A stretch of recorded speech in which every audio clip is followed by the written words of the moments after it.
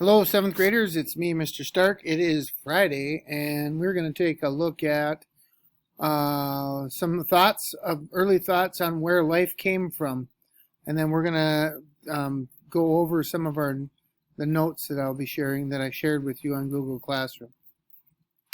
So, just to set this up a little bit, if we go back and we look at early thoughts of where life came from, most of our thoughts or anything that we draw conclusions about came from our observations. And so people observed things, and whatever they observed, they thought they saw, and they kind of had some strange ideas at sometimes. Like after it rains outside and you go outside and there's earthworms all over the ground. People thought that the earthworms were falling from the sky during the rain. And another one was John Baptiste von Helmont.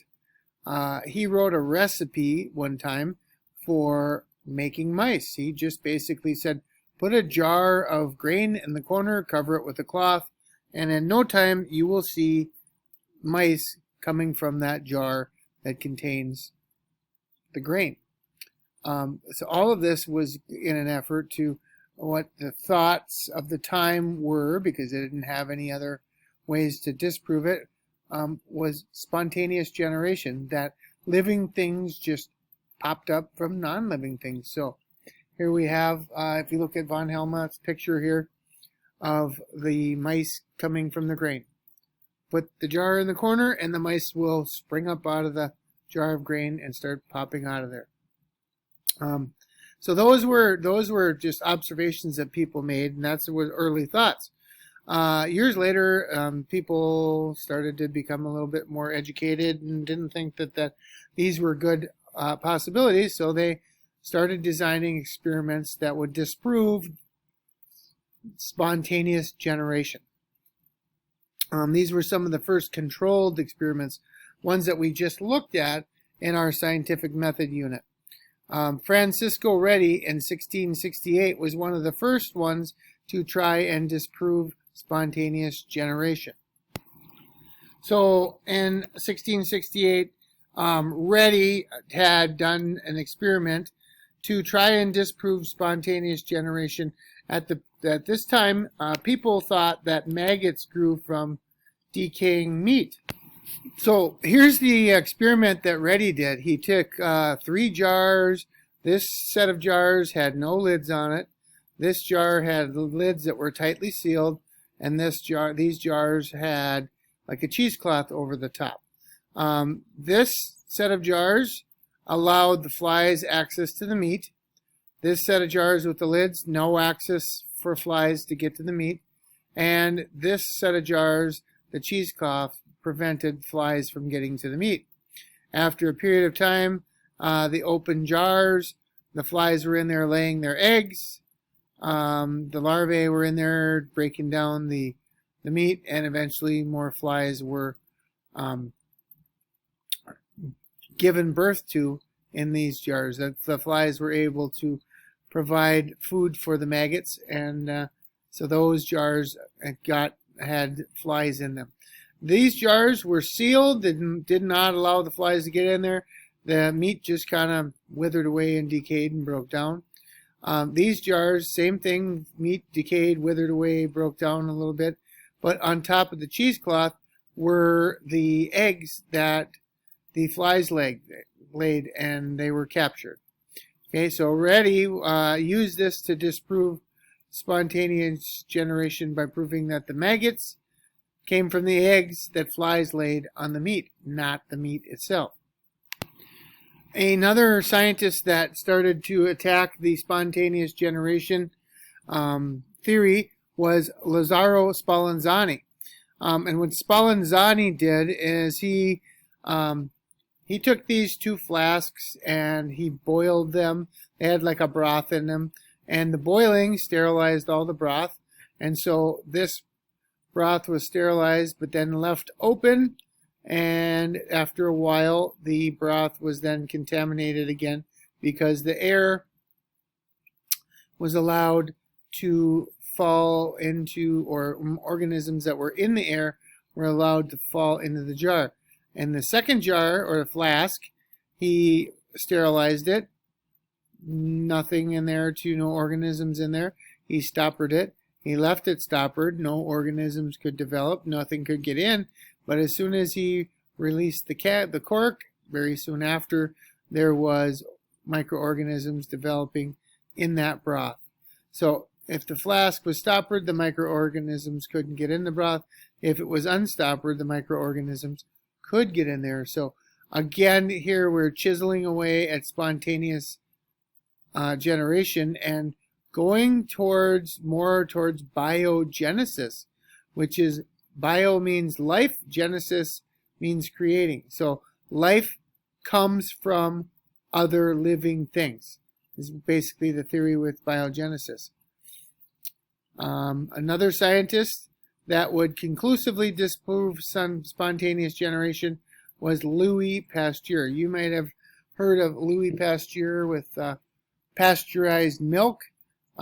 He did some experiments with heating and getting rid of contaminants and stuff like that. So Pasteur conclusively disproved spontaneous generation. He boiled this in a special S-neck flask, and then once it's boiled, and he put a little bit of water in the trap part of the S flask, that would trap all the organisms in that little part, just like the trap underneath your sink and stuff like that. As soon as you broke this off, though, what happened is it allowed organisms from the air to get in there and allowed the growth. And so Pasteur disproved spontaneous generation and was more proving that biogenesis is really the right idea. And that's the theory that living things only come from other living things. Two other scientists on a different note. There's Alexander Oprin. He was kind of looking at life's origins on the Earth, and he said Earth's early atmosphere was composed primarily of ammonia, hydrogen, methane, and water. These are the first components of the early atmosphere. Note that there's no oxygen, okay? And he said that these were enough to, if when combined the right way, these were enough to get little components of living organisms, or the building blocks for living organisms. So in order to prove that, Stanley Miller, another scientist, conducted a experiment to try and prove that. So what he did is he took all of these things, the ammonia, hydrogen, methane, and water, and he put those in a closed system, okay? And he ran through that, kind of heated it to simulate the heat. He also ran electrical charges through it, sparks through it to simulate lightning. And he did this and allowed this to cycle and course through for about a week.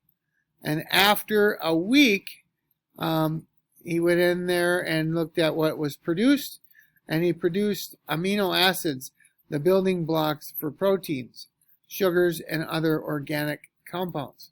So that is that just kind of shows you that the possibility is there that if the conditions were right, some of the building blocks, the things that we need to have our life as we know it get started, the amino acids could be formed in this way, in the conditions of the early atmosphere of very volatile, lots of lightning, and things of that nature.